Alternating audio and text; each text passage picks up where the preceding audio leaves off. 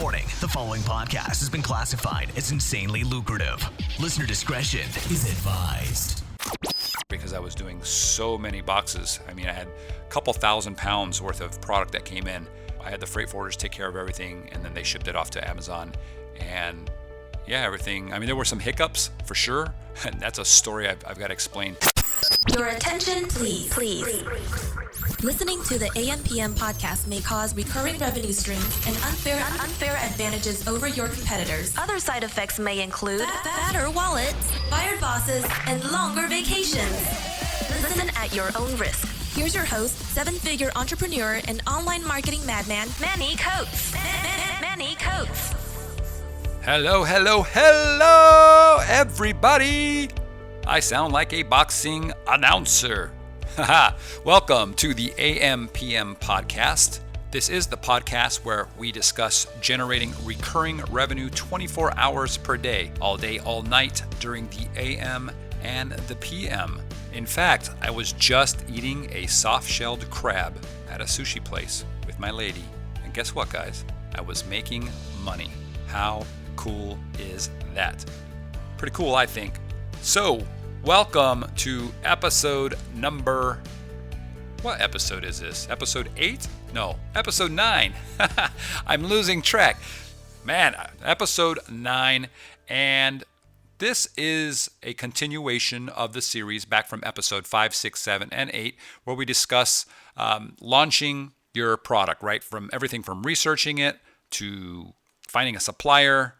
And now in this episode, we're going to be talking about how to get your product from your supplier here back into the United States or wherever it is you are and getting it to Amazon. And all the things that you need to have on your packaging and your product to make sure that it doesn't get held up either at customs or at Amazon. You don't want it to get rejected.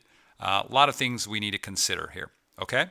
By the way, I keep forgetting to say this, but my name is Manny Coates, and I am your host for the next short while.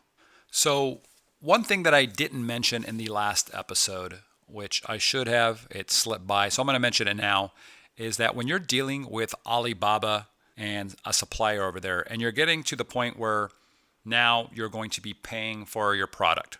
You're in the process of paying for it. You want to get it all set and ready to ship out. You want to make sure that the company bank information matches up with what is shown there on Alibaba, okay? That the company name that is on Alibaba matches the name on the wire transfer that you're going to be sending the money through, okay? Now, you have to be careful. This is where scams happen, right? Where everything looks awesome, and then you wire money, and then you never get anything, and you're like, what happened? And you find out that you wired it to some rogue company. So again, be careful. If you're actually selecting the little gold supplier check boxes and the other boxes that we mentioned in the previous episode, then you're going to be pretty well protected, okay? You're going to be contacting these suppliers through Alibaba, communicating through their system. You're probably going to be okay. So again, I just mentioned this. I ran into that issue once and it was a big order. It was my biggest order actually in terms of a financial commitment. And the company name on the bank account that I was going to be sending the money to did not match up to the name that was on Alibaba. And this was a gold supplier of many years. And it wasn't even close to the same name. It wasn't like there was an extra word or not. It was a completely different name. And so I was like, whoa, this is not right. So we communicated. I actually talked to Alibaba about it as well. They confirmed that it was the same company. And I ended up using trade assurance anyways through Alibaba. So I felt pretty good and there were no issues. And that particular product, again, was my most expensive expenditure to date. Ordered a lot. I actually put in a reorder with the company. They've been fantastic. So what turned out to be initially scary turned out to be a really good relationship with this company now. All right, we want to go back a little bit to the previous episode. You've found your product, you've researched it, you've contacted suppliers on Alibaba. You now have the product that you want, right? You've already got the samples. The samples look good. You have now narrowed it down to that one supplier, and you're ready to get things rolling and get that product created, essentially, get it produced and sent out. So let's go through the checklist here, right? The first thing is you've got your pricing nailed down. You've gone through all the little details of what could lead to additional charges, and you've made sure that the supplier isn't going to be charging you for these things. And we're going to go through all of these things because these are things that you're going to want on your packaging. The first thing is your product going to be in a box or is it going to be in a poly bag? Okay, if it's going to be in a box, not a big deal. It's going to be whatever it is in terms of the space it takes, the shipping. If it's in a poly bag, it's a little bit different. You want to make sure that the poly bag is the correct thickness, the minimum thickness that Amazon requires. They do have a minimum thickness, so they don't want the products to jam up their robots and their systems and have things rip and fall out. So it's got to be a specific thickness, specific strength. Make sure that you've researched that and that the product is okay there. If the poly bag is over 5 inches wide, then you're going to need to put a suffocation label on that particular product. Okay, and I'll put that in the show notes. I'll actually have a template that you can download and just print up or send to your supplier, and they can actually just print it and put it on your product. It should only be a few cents if you got the right supplier to print these and put them on. If you don't put this on, there's a good chance that when it does get to Amazon, if it gets caught by somebody, your whole order could be delayed until this is all fixed. So that's the first thing. If you're importing it from China or pretty much from anywhere, you've got to place the country of origin on that product. We've seen this on pretty much every product you order, right? It says made in China. So on the products that I have, when possible, I actually put that on the actual product. A little teeny sticker says made in China. You can stamp it on if you want with ink. I have a little teeny sticker. It usually goes on the bottom of somewhere where it's not seen. And again, I've got friends that don't do this and they somehow get their products through. I've heard nightmare stories of people that don't, so I make sure that I do it. Also, I have friends that just put it on the box, right, or on the outside of the packaging, no problem. I actually either put it on my product or I have a toy line where it does come in a poly bag, and instead of actually placing it on the toy itself or on the poly bag, I have a nice label, a big label that takes up almost the whole poly bag, and I actually put the Made in China logo inside the graphic itself that's printed on the cardboard insert. So I never have to worry about putting stickers on it ever. It's part of the packaging. Okay, I hope that makes sense. Another product that I have, same thing. It's a carton essentially with products inside of it, and the carton itself is a glossy, beautiful looking product, and it has part of the graphic. When we created the graphic file for it, the Illustrator file, was to add a Made in China logo in the corner. It would be on the back of the box. Make sure that you're doing that. You don't want to run into any problems, right? The next thing is if your product needs a UPC, if you're going to be shipping out the products yourself, if you're handling it, or you're going to be selling it through places outside of Amazon. If you're like me and you're only selling products on Amazon and you're letting Amazon do all the fulfillment, you never see the product. It just goes to their warehouse. Somebody places the order and they send it out. Then you don't even need the UPC. I mean, you need the UPC to create the product itself on your Seller Central account to actually get it listed in online. But in terms of the actual product itself, you don't need a UPC on it. What you will need is the FN SKU number, and you'll get that from Amazon through your dashboard, and that'll be a little sticker that, again, it's they give you PDF files. You'll say, oh, I have 100 boxes of this product. It'll print up a PDF with 100 labels. I send that to my supplier. They print it up and stick it right on the products. Again, on one of the products that I have, I took the FN SKU and I had it implemented into the graphic file of the box. So it's actually permanently on the box. Every time I reorder, it's there. I don't have to have them print up labels, stick it on the product. I was a little nervous about that because, I was like, well, what if the size shrinks it or, it's not exactly right, but it came out perfect.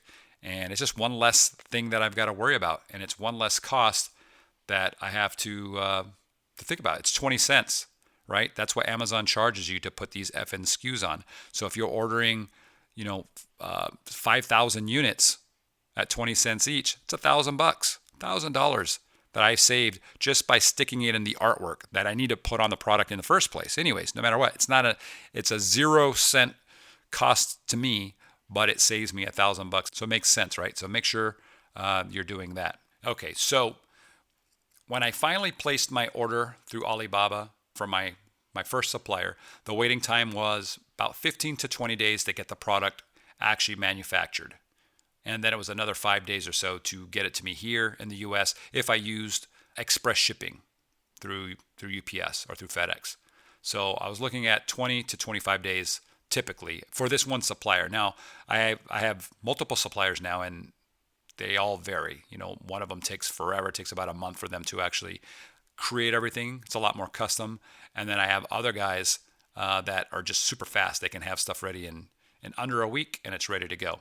If you are doing things a little bit more complicated, it's obviously going to increase the amount of lead time to actually get the product done, right? So if you're doing customized boxes or packaging, if you're changing the product in any way, you're changing the color, you're doing something even more extensive, like you're actually changing the shape of the product or the power of the product or whatever it is, you're doing something, then that's got to go through some kind of customization, and that's going to really extend the lead time that it's going to take to actually get the product. So keep that all in mind when you're looking at your doing your initial orders. Okay, taking a full month to a month and a half isn't uncommon for your first product. It takes a little while, and then after that, the reorders should be a lot faster. And then after that, you're going to be kind of figuring things out, right? Because you don't know what your sales volume is going to be initially, so it's hard to plan the reorders and calculate the lead times if you don't know how quickly you're going to run out of something. If it's slow orders and they're coming in, over a long period of time, and you've got, 2 or 3 months worth of inventory, not a big deal. But it's those runaway hits where you have something, you're like, holy cow, I'm selling 50 units a day, and I only have got 1,000 units. You're like, I'm going to run out here in 3 weeks, and it takes a month to get a reorder. You're kind of you're in a bad place. So it's a little bit of experimentation in the beginning to figure things out, but I guess that's I guess that's a good problem to have for a bad scenario, right? For running out of stock. So during the time that it takes to actually get the product shipped into you from China or wherever it is that you're sourcing it from, use this time to get everything else in order. Okay, you need to get potentially your website up. If you've got a brand and you want to protect that brand, one of the steps is you're going to have a website, a domain for that brand. So if you're called Widgets123, that's your brand, you'll probably want to register widgets123.com and get that all set up so you can do brand registry later on with Amazon. And that's a whole different podcast, so we won't talk about that right now. If you haven't done so yet, this would be the time to also go back into the product and on your Seller Central account and start filling in all the details, things that you might have had just as placeholders, right? Really get those bullet points in, get the descriptions in, the title, make it perfect, get all your images in. You want to get everything ready so that when the product actually arrives to Amazon, you're all set and you don't have to worry about rushing things, okay? So use this time to get all your affairs in order and you'll be set. Okay, so before you can actually have the product shipped to you, we kind of got to back up a little bit because, for example, in my case, I'm having my suppliers do all the labeling for me. Okay, this includes the FN SKU that Amazon needs in order to sell the products. Okay, so before I can do that, before I can get an FN SKU, I have to fully set up the product on Amazon. All right, and in order to do that, you've got to have UPC codes so that you can actually set up the product and get yourself an ASIN number, get your FN SKU labels, get everything created. So you've got to do that. You can get UPC labels or the codes at a ton of different sites. You get them pretty cheap. There's a lot of expensive ones, but you don't need to use the expensive ones. But you need to set up you need the UPC code in order to set up the account. And then eventually you're going to need the UPC code printed and put on your product if, again, you're selling it outside of Amazon, or if you're not actually applying the FN SKU to your product, you need to have a UPC on there so that Amazon can apply the FN SKU. They'll use the UPC to do that. They'll end up covering the UPC code with the FN SKU. That's the same thing that you'll have to do, by the way. If you do have a UPC code on your product and you're sending this to Amazon and you don't want them to actually do the FN SKU, you want to do it yourself, you have to make sure that you cover your UPC code with your FN SKU code. All right, only one code should be visible. In terms of the actual volume of product that you're going to be ordering, how many units. It's something you got to really think about. It's not just the units that you're going to be selling, but part of the launch process that we'll be discussing in the next episode requires you to have enough inventory on hand to actually give away for free or give away at a discount so that you can get your reviews. That's the process that I use. That's a process that a lot of the big hitters use. And I think it's a fantastic way of doing things. It gets things going right away. So keep that in mind. You're probably going to want at least 50 to 200 extra units just for reviews. 50 is, I guess, on the small side. 40 to 50 you can get away with. And then if you're in a really competitive market, you're going to need a lot more than that. So keep that in mind. The 50 to 200 number, again, depends on the level of competition, the niche that you're in. I'll go over the review process and how that works in a different episode, but that's more of the launch strategy. When actually shipping the products out to the U.S. from your supplier, you can ship it by, we keep talking about express shipping. You can ship it by express shipping, by air, or by sea, by boat. Okay, by air means the difference between that and express shipping is that by air they'll send it to an airport, and then you have to arrange for pickup. Same thing by sea or by boat. Means they're putting it on a boat and it's going to take a few weeks typically to get out here. I always kind of factor in about a month to actually calculate the time that it's going to take. And you're going to save a lot of money relative to express shipping. Express shipping is fast. You get it in just a few days.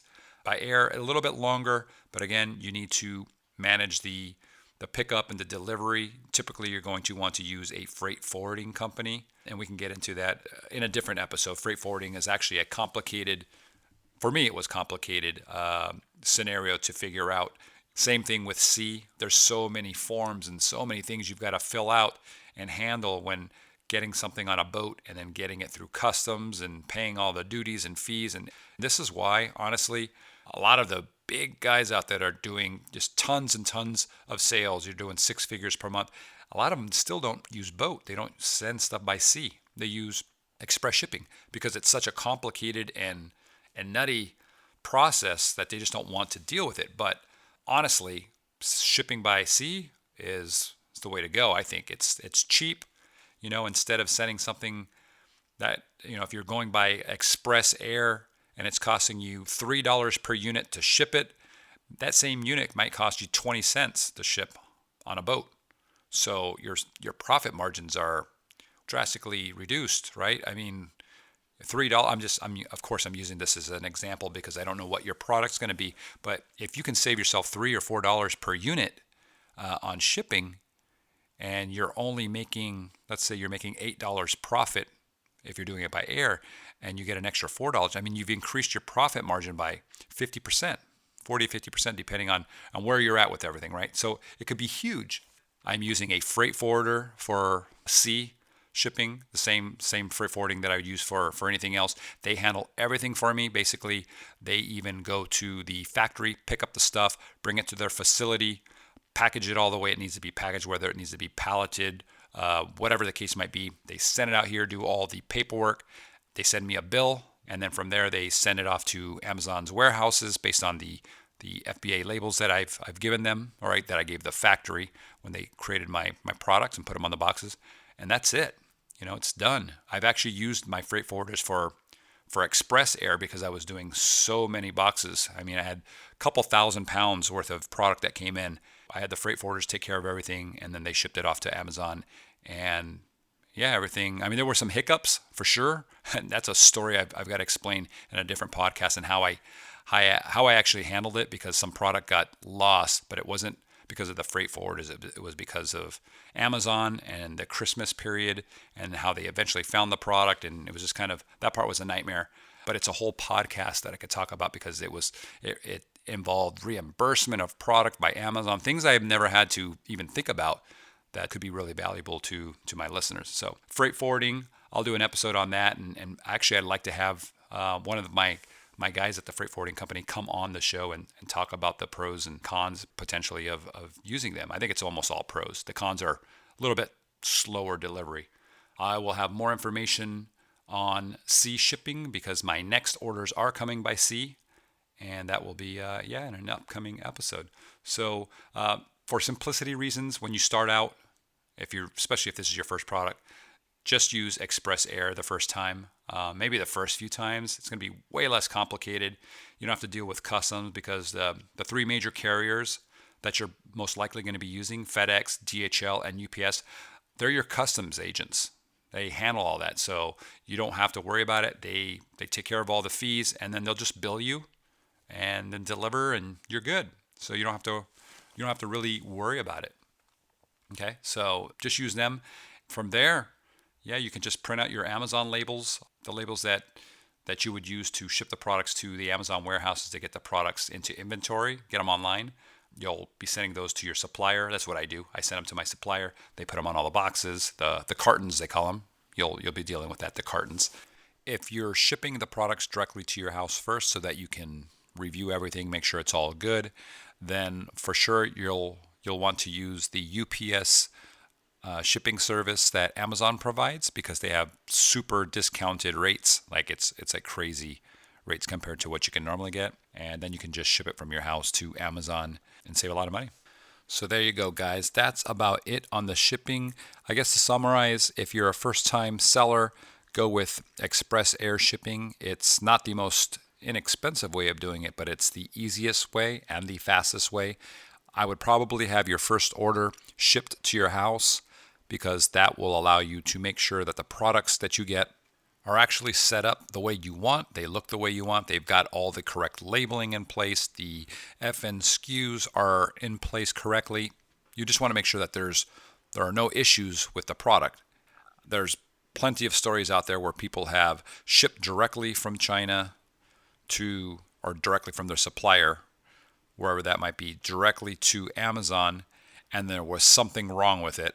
The labels were applied incorrectly. They were missing. The same label was put on everything if you had multiple variations or different products, and it just messed everything up. So your first time, I did it, and I think you should probably do it as well. Have the stuff sent directly to you, to your place of work, wherever that might be, your home, for example, and then review it. And if everything looks good, you can probably just repackage up the boxes. That's what I did. I used the same exact boxes they came in after I opened them. I took some samples out for myself that I was going to keep.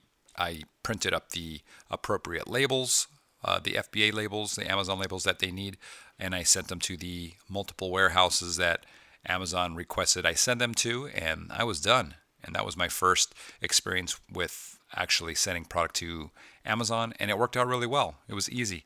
The next set of products that I ordered was a lot more complicated. It involved a freight forwarding company because of the volume. We were ordering over a ton of products. I mean, literally over 2,000 pounds worth of product that was coming into the U.S. And I heard that when you go over certain amounts, it creates issues. I didn't want it to go directly to Amazon. I wanted it to, be checked out when it got here by professionals. I wanted to make sure all the fees were taken care of and just, make sure that there were no problems, and it worked out well in the end. All right, guys, that's it for this episode. In the next episode, we're going to be talking about pricing your product, some pricing strategies, and also your sales goals. Where do you want to be each day with your product in terms of sales? What's the goal for the end of the month?